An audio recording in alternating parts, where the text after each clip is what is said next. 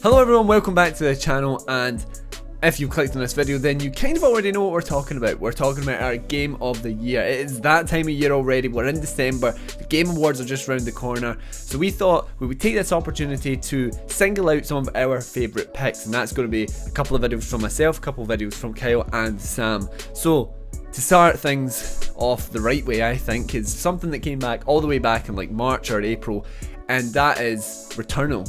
Returnal wasn't exactly something that I was overly hyped for at the time.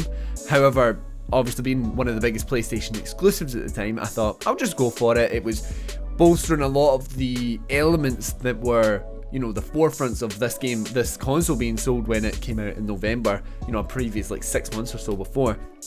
So obviously I had to try it out, and it had this very sci-fi mystery hook, which is quite a big thing for me, at least when I'm playing a narrative experience.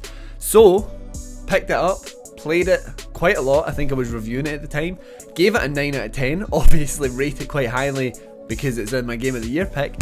But unlike some of the games, one of the games I'm actually going to talk about later or in my next video, this one really stayed with me. At the time, I didn't realise that was the case, because this has it's got a bit of a structure to it. You start off in one world, you go a little bit further and a little bit further, you die, setback again, and then you'll face a big boss eventually, move on to the next one. But then you have to go from the first world and the second world, and then the first, second and third, and kind of go on like that. And there's some shortcuts in a way that are introduced, but you're constantly kind of learning the lay of the land, how to deal with certain enemies, how to navigate around it, what kind of things you should be looking for. So it was a real evolving learning experience, which was something that I deeply appreciated about it, because I felt like I was growing with the game, and it wasn't just you've unlocked this now, you can do this now. It was more, you're also learning how to play the game the right way, and that is, when you're playing the game, it is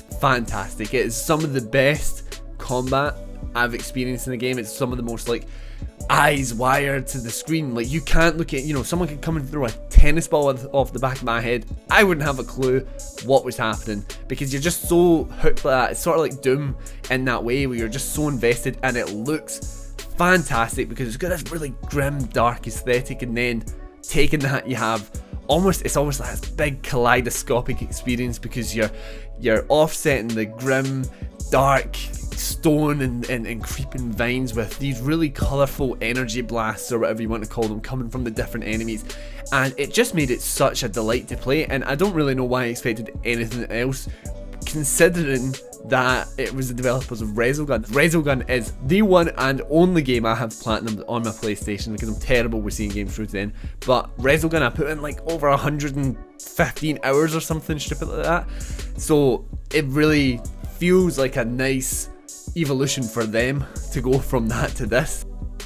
On top of gameplay, we're talking, I mentioned aesthetic, I mentioned, so like you have this general kind of vibe about the thing, a kind of mystery with Celine, who's living this, you know, stuck in this planet. She's looping, and you're not sure how long she's been, how long she's going to last. You know, it's all, you're dealing with her kind of mental state with the whole situation as well, with a lot of haunting visuals. It goes in places, I think, through the duration that really do hook you in. And I don't necessarily think that the end or the basic ending, I didn't get to the secret ending, I know, shocking, but the general ending isn't, maybe you're thinking, wait, what is that at? But for me, that didn't necessarily matter, because I had all the moments in between. Like, I'm terrible for the names, I did boss videos on it, so you can go and watch that if you want. But there was one of the bosses where you're just, you know, you're working your way up, and you just hear this building organ music, and it was just, you know, it's really setting the tone. And then you come through it, and the guy, he's, you know, they're actually playing the organs, and I don't know why, it just like hit me in a way. It was so immersive and so cool. And that, honestly, that moment coming up the spiraling tower, to see this guy just, you know, shredding the organ, that really hit me in a way that I didn't experience. You know, goosebumps, you're getting the chills, and that was something that is really why Returnal stuck with me. And when I jumped back into it, just, you know, to give myself a little reminder for this video, it had that way. And I don't know if you guys have ever experienced this, But you know when you don't really realise you're nostalgic for something until you experience it again. So then I hear the music, I see the visuals of Returnal, I'm like, this brings me back to 6 months ago or whatever.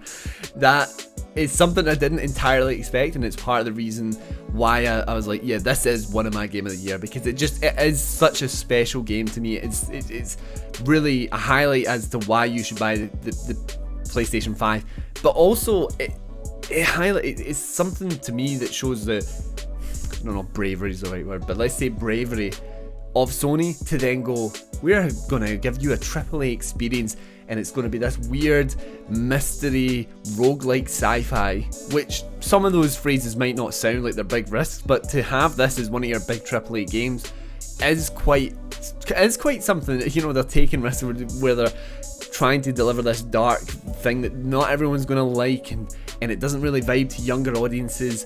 All of that I think is incredible, and it also gave me some Alien Covenant vibes, and I'm not the biggest fan of that movie in the world, but I love the Alien franchise, and I love that side, the Prometheus side of Alien as well. So I kind of like those little aspects. It made me want that kind of game for an Alien, an Alien franchise. But yeah, Returnal, one of my game of the year picks. Let me know what you thought of the game. I also didn't play it when it had the new save system, so I don't know how that will maybe change your perspective of the game. For me personally, when I was playing it, I quite enjoyed the risk of like, I need to make it to this point, I need to do this, or you lose and you go, I've just lost 3 hours. There was something for me at the time I played it, because I played it pretty much in a week, because I was lucky enough to be able to do that in a week. I liked that part of it. I liked the structure of it, the way that it forced you to play it, and I get why that wouldn't work, because there's many other games that are different times, and I could have played it a month later and been too busy for that, and that would have ruined it for me. But at the time, it really did work. So let me know, what did you think of the game? Has it changed now because of that? But what did you think of the overall vibe? Do you think it stands out as a PlayStation exclusive? Do you think it stands out as a reason to buy the PlayStation 5? Let me know down in the comments below, and as always, give the video a like, subscribe to the channel, and we'll see you next time. Bye.